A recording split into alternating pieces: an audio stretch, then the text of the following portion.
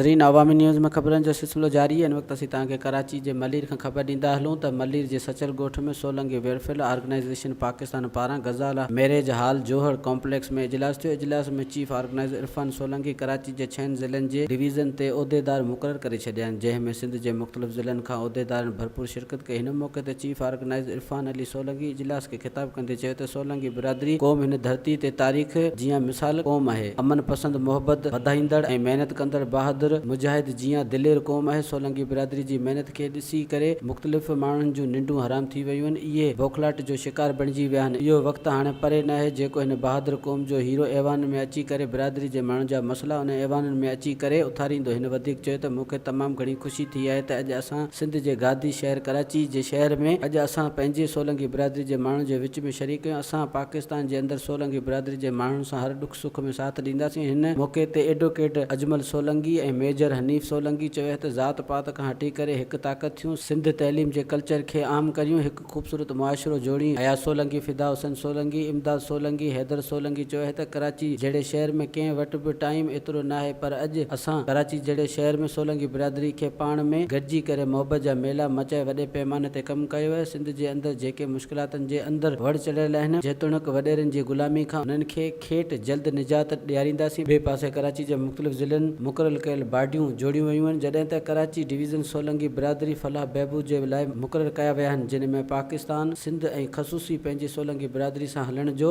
हलफ़नामो खयों। वधीक ख़बरनि ऐं तफ़सील लाइ विज़िट कयो अवामी news Facebook page, YouTube page ऐं अवामी न्यूज़ वेबसाइट।